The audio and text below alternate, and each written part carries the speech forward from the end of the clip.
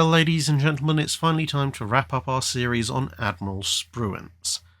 So, there's been a fair few videos we've done in this series so far, and this one will look at what he did after he left Okinawa up until his last few days. So, although the Okinawa campaign was still ongoing when Admiral Spruance transferred command of the main US Navy fleet in the Pacific to Admiral Halsey, he had seen the landings off to a good a start as he was able to, given the near-constant rain of kamikazes. After a few days at sea following this transfer, the battleship USS New Mexico pulled into Guam on the 1st of June 1945. Guam was now Nimitz's command post, as at just around about 1,500 miles from the new front line, it was far enough away, if only just, to not be bothered by Japanese air raids, but considerably closer than the approximately 4,700 miles from Okinawa to Pearl Harbor.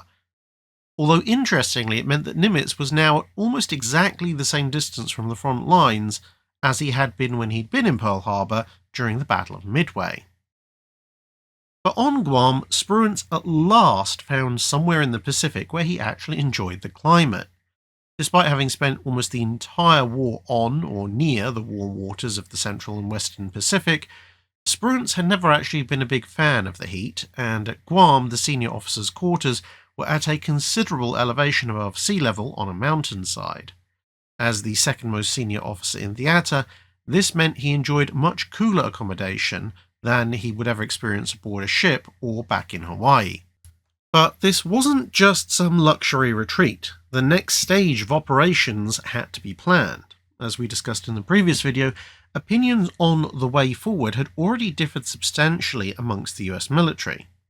Now Okinawa was on its way to being occupied, the question of what to do next reared its head once again. Spruance, of course, was, as we've seen, entirely in favour of letting the Japanese die in glorious combat for the Emperor in whatever arbitrary numbers they so chose to do, but he was much less enthusiastic about sending in men under his own command to facilitate this when other, more remote methods like widespread napalm bombing were available. In this case, although many argued for the invasion of the Japanese home islands as the logical next step, he was therefore in favour of expanding the US line of control close to the Japanese coastline further west, securing further bases up to and including some proposed bases on the Chinese coastline. Taking these would completely cut off Japanese access to Korea and China, and this would serve a dual purpose.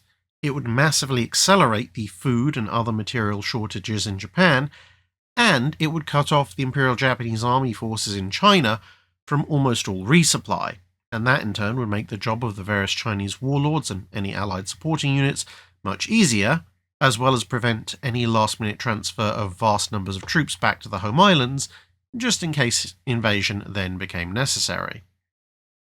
His opinion, therefore, was to slowly strangle the Japanese economy and food supply until the Japanese either surrendered or starved. A classic approach that, although it took time to see results, was well proven by, ironically enough, the Navy whose entry into the final stages of the Pacific War he had just coordinated, the Royal Navy. However, there were a few major factors that weighed against taking this approach. Although the US public had not been demoralised by the initial Japanese attacks at the start of the Pacific Campaign, with the war in Europe having just about wrapped up, and the viciously high casualties each Pacific island seemed to impose in a few short weeks of fighting, many in the US leadership believed that the US public would not tolerate another 2 to 3 years of wartime controls and restrictions, when the news that would emerge would just be months and months and months of blockades, airstrikes with associated losses of pilots, and kamikaze raids in return, with a gradually ticking number of casualties and not a huge amount else to show for the effort until the very, very end. Additionally, it would put the US Armed Forces in something of a catch-22. While there was an active war on, the idea of massively demobilizing the Army and/or the Marines seemed extremely silly, but at the same time, if the strategy was to blockade the enemy into submission, well, you needed a navy for that, but what exactly would you do with several million idle soldiers? In the military itself, the split in opinion was largely based on service lines. The US Navy's upper echelons broadly favoured the blockade strategy, The US Army largely wanted to land troops on Japanese beaches, and the US Army Air Forces, which were technically still part of the Army but becoming more independent by the day, were just happy with whatever was going on as long as there was something to bomb, since Japanese cities had proven agreeably flammable. However, in this particular case, the new president, Truman, since Roosevelt had died a little over a month earlier, had decided to move forward with planning an invasion of Japan, and so that was what Spruance would be called on to make plans for, at least for the moment. However, by mid-July, these plans had shifted somewhat. Although the plans for the landings were still ongoing, parallel plans for a simple occupation were being drawn up, ostensibly just in case Japan happened to surrender or collapse without any further resistance in the near future. To many of the staff, this seemed a highly optimistic level of thinking, until at least at the beginning of August, Spruance assembled his staff and outlined, roughly, what an atomic bomb was and what level of destruction it was expected to cause. This, he hoped, would force Japan to surrender. Days later, and Hiroshima and Nagasaki vanished in pillars of nuclear fire, and suddenly a Japanese government that had, not 2 weeks earlier, rejected the Potsdam Declaration that outlined Allied terms for surrender, was suddenly in contact about ending the war. This, of course, did not mean the fighting was over. For one thing, a few days after Nagasaki was destroyed, a Japanese torpedo bomber very nearly sank the Pearl Harbor veteran USS Pennsylvania, so it was clear that even if peace was soon to be declared, the war would be fought right up until the very end. As missives flew back and forth, mainly discussing if Japan would be able to keep the emperor and the royal family or not, the planning for invasion was gradually wound down and the occupation plans were rapidly given finer details. Partially as a result of the speed of the switch from landings to occupation, and partly just because it made sense, the US Navy forces would be landing roughly the same units as they would have been escorting in during an actual invasion, only they'd be landing over a slightly wider area, and they'd be able to use port facilities instead of beaches. Ideally, of course, there would also be a lot less shooting. The 15th of August brought news of the formal acceptance of surrender terms by the Japanese, which meant that, in theory, the war was now over, bar the signing ceremonies. In reality, of course, there would be a few small clashes, mostly in the air, between reconnaissance aircraft monitoring Japanese compliance and a few Japanese pilots who thought that any enemy aircraft in Japanese airspace should be shot down until the war was officially over. And then there was the business of communicating the news of the surrender and then accepting the local surrender from various Japanese forces across Southeast Asia who'd either been bypassed and cut off or were still at that very moment in combat with Allied troops on the various front lines. And, of course, there would also be holdouts in the occupied islands, some of whom would take quite a few years to convince that the war was in fact actually over. But all that was for the future. In late August, Spruance boarded the battleship USS New Jersey and headed for the Philippines, where he allowed himself to be drawn into a press conference, only the second such conference he'd been involved in it during the entirety of the war. This conference reflected perhaps his inexperience in dealing with the press, but also his forthright nature. Some parts of the interview, such as his attitude on the upcoming occupation of Japan, went down fairly well. He pointed out that there was precious little point in fighting the Japanese over the issue of their retaining the emperor, stating that if the Japanese wanted an emperor, there was very little in that the US could do to actually stop them. Even deposed, he would still be venerated. And the last thing anyone should want was unnecessary oppression by the occupation forces, which might make them as unpopular with the civilian population in Japan as the Japanese occupations had been in the various areas that were now being liberated. However, he also expressed the opinion that although strategically valuable, permanent US bases on Formosa, now Taiwan, Okinawa, and other such locations might not be politically wise, as this might inflame future tensions with China and Russia. His reasoning being that the US would hardly tolerate a heavily armed island or island chain off of its own coast, as events in the Cuban Missile Crisis would later prove, and thus it would be somewhat hypocritical to expect other nations to feel any differently.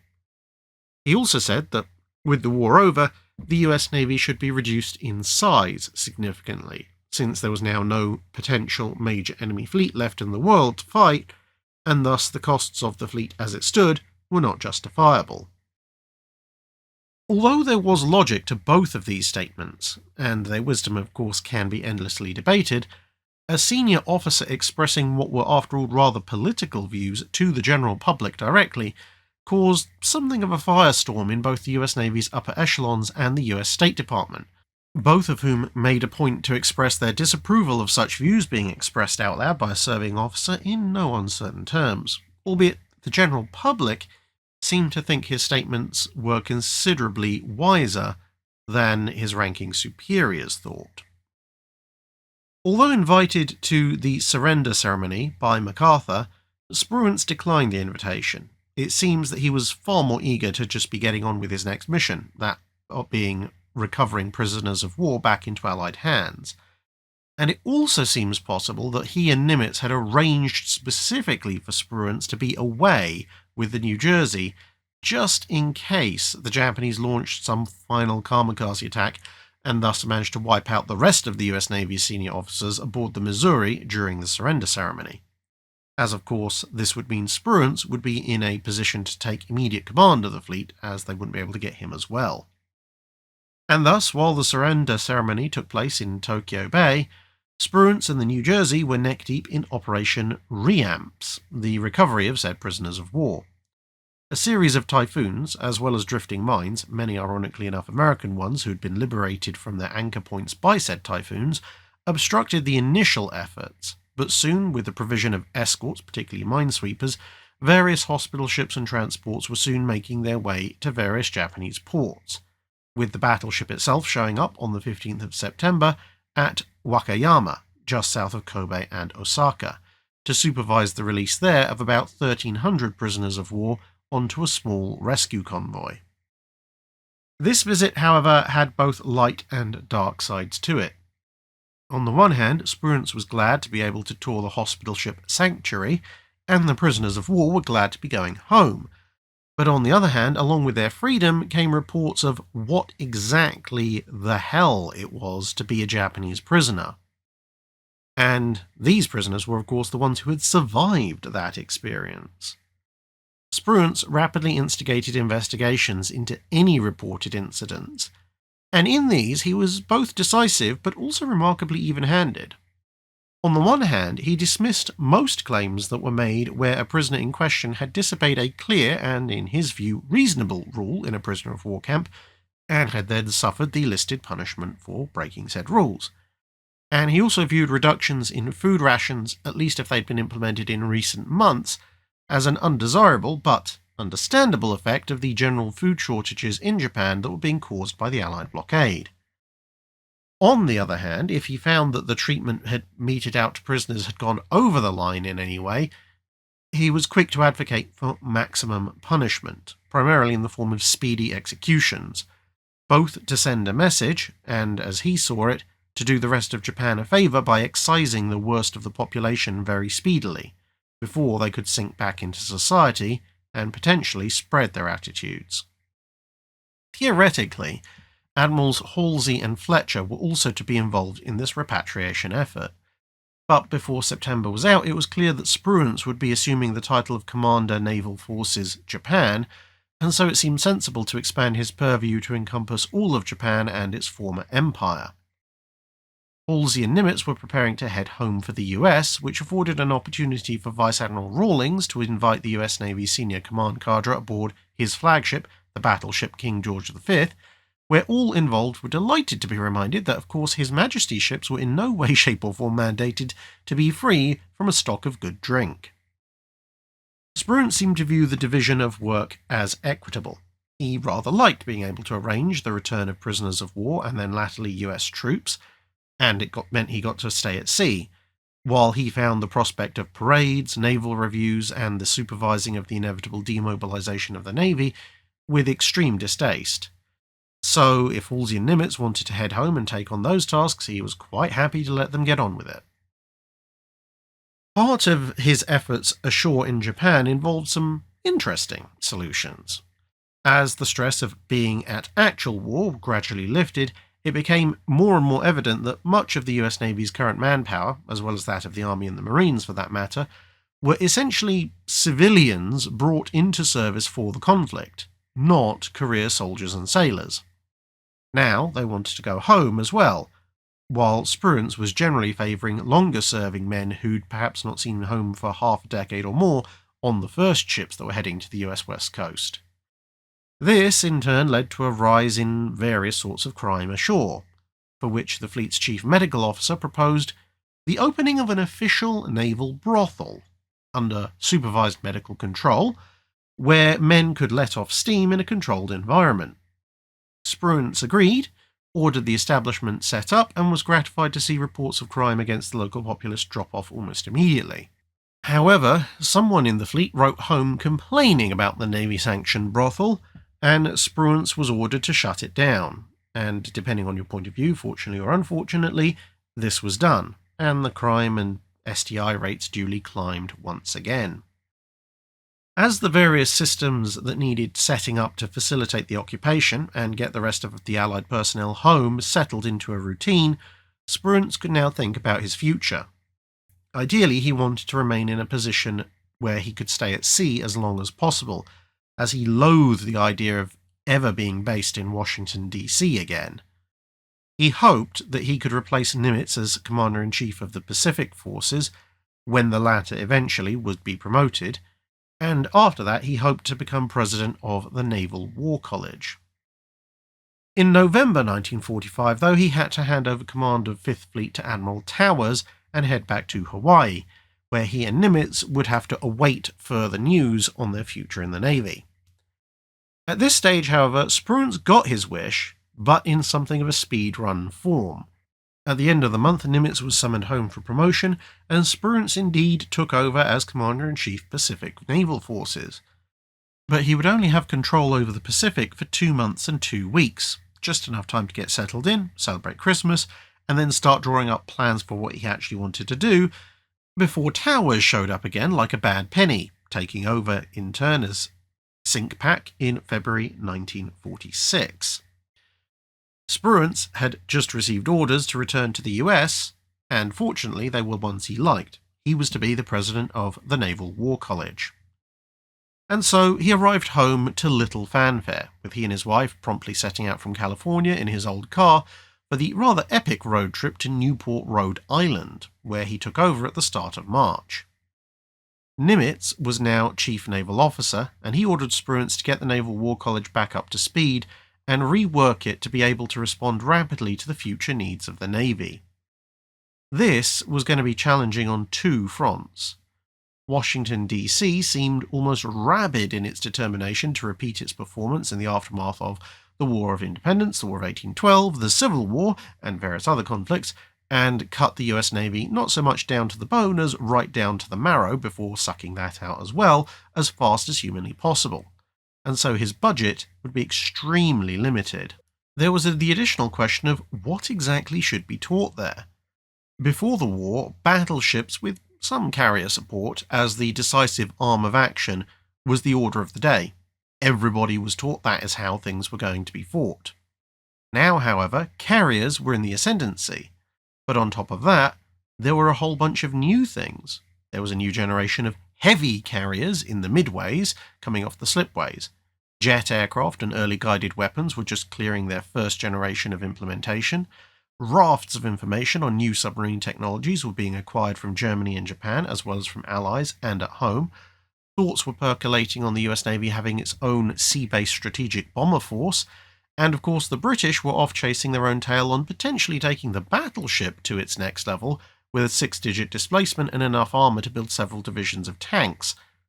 So what exactly was the future they were supposed to be teaching?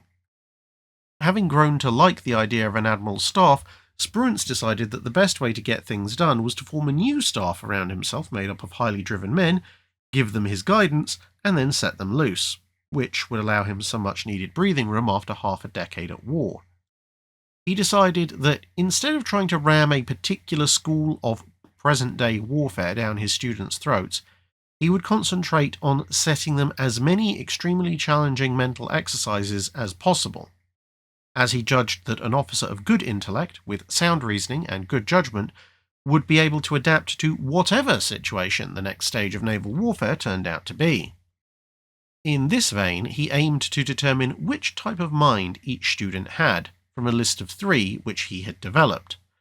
The first type was a mind capable of quickly and efficiently carrying out orders, but patently unable to display all that much imagination in a situation where the solution wasn't already obvious or prescribed. These types, he held, would be excellent bridge officers, but under no circumstances should they be placed in independent commands where a modicum of initiative was needed. But they would do well in charge of support ships and perhaps as subordinate captains in squadrons of ships where the squadron had a decisive leader. Second was a mind capable of quickly understanding and processing new ideas and thinking that someone else might have come up with, but were not in and of themselves especially inventive. These might make fine technical and systems specialists, and would perhaps be suited for more general command positions, but like the first type, they would not make good squadron or fleet leaders. The third type he held as the rarest and the most valuable.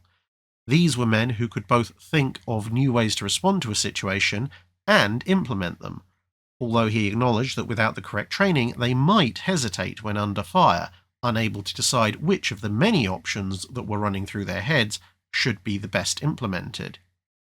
These men would make the best commanding officers, commodores and admirals, and would need support at the higher levels from staffs that were made up of all 3 types of minds. Like-minded but lower-ranking officers of the third type would make excellent soundboards to bounce ideas from and to. The second type would be able to translate their intentions into orders, and the first type would be able to conduct those orders speedily and without hesitation. In order to do this, instead of concentrating on teaching how warfare might be fought that year, using ships and systems that the officers being taught hopefully already understood, students would learn about the cutting edge in tactics and technology that was coming down the pipeline and how those might be implemented in the future, since that was almost certainly where the Navy's next prospect of real action lay. This included lessons in world affairs and politics to ensure that the officers had a basic understanding of who they might be likely to fight and why. He also tried to get Army and Air Force personnel to attend in order to get all 3 services familiar with each other, as he saw cooperation as vital to any future war effort, having already seen where partisanship could get you in the past few years. He summarized his views thus in 1948. During the war, I was always impressed with the necessity of keeping an open mind and of being receptive to the ideas of others. We study military history for the lessons it has to teach us, but we must not expect necessarily to obtain from history the correct answers to all future problems. Situations rarely repeat themselves, and preconceived solutions, which result in fitting the situation to the solution and not the solution to the situation, are apt to be dangerous or costly. No one of us can be highly competent in all fields. It behooves us to recognize this fact and to take advantage of the superior knowledge and capabilities of others in their respective fields. Don't insist upon making a lot of the decisions yourself which your subordinates can make better than you. The larger the organization over which you are placed, the less proportionately becomes the share which your own output as an individual can contribute to it, and the more important becomes your power to guide and to direct, to encourage, and to use the ideas of your subordinates. There are some persons who seem to feel that to recognize and use the ideas of others is an admission of their own inferiority. Persons of this mentality do not fit very well far up in an organization. In using the ideas of others, a generous recognition of their origin is always in order. The Navy has a saying that to have loyalty up, there must be loyalty down. A selfish, self-centered individual who uses his subordinates for his own personal advancement and fails to appreciate their contributions and look out for their interests is not apt to have a very high degree of loyalty among his subordinates. We can either drive men through fear of punishment, as we see being done in large portions of the world today, or else we can lead them by obtaining their friendship and loyalty and encouraging them to exercise their individual initiative.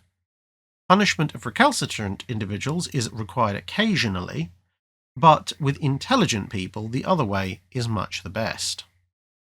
While Spruance was in the process of overhauling the Naval War College, Some officers sought to enhance their own post-war reputations by refighting various specific battles in newspaper articles. Generally speaking, Spruance held himself above such things even when those articles were directly critical of him. He thought it simply better to ignore attacks on his conduct in the war and let these small fires that the articles generated burn themselves out for lack of fuel. The only times he would come out and make some kind of statement was when he felt that the Navy as a whole might suffer damage should an incorrect article or assertion go unchecked.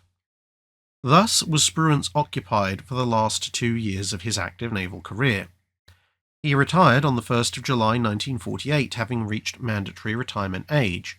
There was no great ceremony arranged, as there had been for some of his contemporaries. It seemed to many like he was being officially ignored. But a man like Spruance does not leave naval service entirely without notice. As he and his wife drove away from the Naval War College for the last time, they were ambushed by the entire college staff, a full Marine Guard, and a naval band that somebody had acquired from somewhere, who saw him out the gates with all due ceremony. He also retired as a 4-star admiral, having just lost out to Halsey for a 5th star, but in compensation, he would receive full pay as a 4-star upon retirement for the rest of his life, something that not even the 5 stars could boast of. With a long naval career behind him, Spruance retired to Pebble Beach, California, where he settled into a more gentle life for the next 4 years. That lasted until 1952, when he was appointed ambassador to the Philippines, which was in the middle of an active rebellion by communist insurgents against a deeply unpopular government. But since his activities there are well into the realm of politics, I'll leave it for someone who's far better versed in Philippine political history than I am to describe his career there, except to note that he would end up utilising his full range of skills that he developed during wartime to try and prevent the country descending into anarchy during the upcoming elections of the early 1950s. In 1955, he retired from this ambassadorial position and headed back home again. He was now aged 69, but the toll of his long service in the war was beginning to come due. His eyesight was beginning to fail, and one by one his old comrades in arms were passing away. Some, like Lee, had died either before the war was actually even over or shortly thereafter. Kelly Turner, who'd become a nearby neighbour in California, died in 1961, and Nimitz himself died in 1966. By that point, failing eyesight, influenza, hernias, and atherosclerosis were competing to all have a go at him. And, as was his way, Spruance regarded them all with detached curiosity. Cataract surgery, he noted in a letter later on, was especially appealing, as although it didn't fully restore his sight to what it had been before, it did allow him to more fully appreciate the colours of his garden in spring. Spruance himself would go to rest on December the 13th, 1969. He'd been born in an era where a single Brazilian ironclad had sparked a panic along the whole US East Coast, and the US Navy had been globally viewed as something of a standing joke. He died the same year that a naval aviator became the first man to walk on the moon, while the US Navy was now the most powerful navy on the planet, and the vast form of the nuclear-powered USS Enterprise CVN-65 prowled the seas. It was a change in fortune that he'd had no small part in seeing come to pass. Today, he is buried alongside his wartime comrades Turner, Lockwood, and Nimitz near San Francisco. The following year, in 1970, USS Spruance DD-963 would be named in his honour, the lead ship in a large class of destroyers that would serve through the rest of the Cold War and beyond. And today, USS Spruance DDG-111 continues his legacy.